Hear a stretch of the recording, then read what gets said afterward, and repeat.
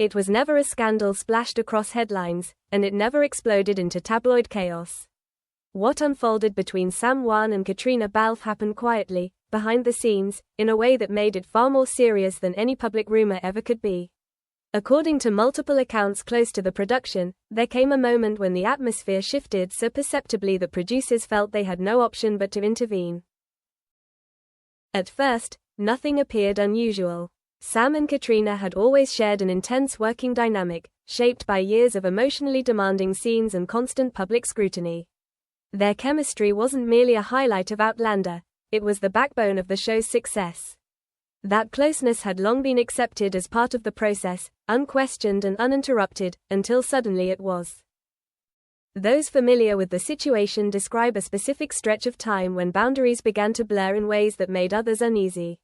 Not on camera, not during press tours, but in moments meant to remain strictly professional. It wasn't a single dramatic incident. It was a pattern, quiet, incremental, and building until it could no longer be ignored. Crew members reportedly noticed subtle shifts. Longer private conversations that excluded the creative team. Scheduling choices that placed Sam and Caitriona together more often than necessary. An emotional intensity that began to extend beyond scripted scenes. None of it was explosive. But taken together, it raised concerns about balance and control on set. Producers are trained to identify risk early, not just financial risk, but emotional and reputational risk as well. On a long-running production like Outlander, anything that threatens stability becomes a priority. According to insiders, the concern wasn't gossip. It was the growing sense that personal dynamics were beginning to interfere with the structure that kept the production running smoothly. Timing made the situation especially delicate. The series was entering a critical phase, with major story decisions and long-term planning underway. Endings were approaching. Emotions were already heightened. In that environment, even a subtle shift in behavior could carry outsized consequences. That's when producers reportedly decided intervention was necessary. The intervention itself was quiet and controlled. No ultimatums, no public reprimands. Instead, there was recalibration. Meetings were adjusted, guidelines were reinforced. Interactions that once flowed freely were now more carefully managed. The message was clear, even if never spoken aloud. A line had been crossed, and it needed to be redrawn. Sam and Caitriona's response was immediate and professional. Observers noted a noticeable change in how they conducted themselves both on set and in public. There was no visible anger or embarrassment, only compliance. A recognition that whatever had raised concern was serious enough to require restraint.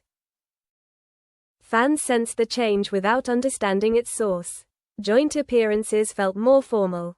Playful banter became rare. Interviews stayed firmly within safe territory. To casual viewers, it might have read as fatigue or simple professionalism. To those paying closer attention, it felt like a reset. What mattered just as much was what didn't happen. No denials, no public statements. Producers handled the matter internally, as they often do when the goal is containment rather than exposure. That choice alone suggested the issue was real enough to manage, yet too complex to risk inflaming through explanation. Speculation rushed in to fill the silence. Some believed emotions had crossed into territory that threatened working relationships. Others argued the concern was about perception rather than behavior, fearing how closeness could be interpreted if left unchecked. In high-profile productions, perception can be as dangerous as reality. Those close to Sam and Caitriona insist neither acted recklessly. If anything, the situation highlighted how easily long-term collaboration can drift into emotionally complicated territory without intention. Years of trust, vulnerability, and intense storytelling can create connections that challenge professional boundaries before anyone realizes it.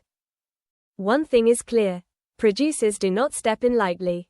Intervention signals that risk has moved beyond theory. Something in the dynamic shifted enough to warrant control, not punishment, but protection.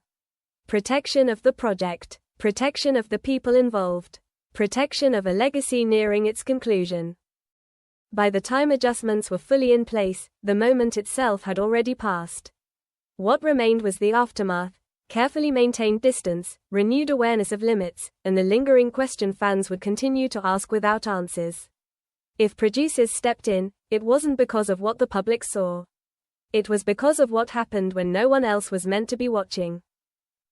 Once intervention occurred, curiosity gave way to control, not in a punitive sense, but a protective one. Long-running productions survive on stability, and anything that disrupts that balance, no matter how quietly, demands correction. What followed was not public damage control, but behind-the-scenes recalibration. Schedules were refined, interactions became more structured, informal meetings gained agendas. None of it was framed as discipline. It was framed as clarity, the kind that defines where professional responsibility ends and personal complexity begins. For Heughan and Caitriona Balfe, the shift required immediate adaptation. Years of familiarity don't disappear overnight, but they can be redirected. Observers noted how quickly both aligned with the new boundaries. There was no resistance, no visible frustration. If anything, there seemed to be relief in having lines clearly drawn rather than left to interpretation. That response speaks volumes. When boundaries are challenged, people often push back. Here, compliance suggested recognition, an understanding that whatever had edged too close to a line now needed to stop, not because it was wrong, but because it carried consequences beyond two individuals.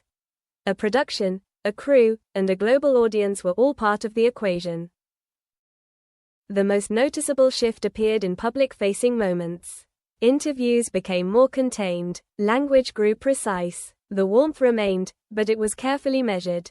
Fans who had grown accustomed to spontaneous chemistry felt the difference immediately.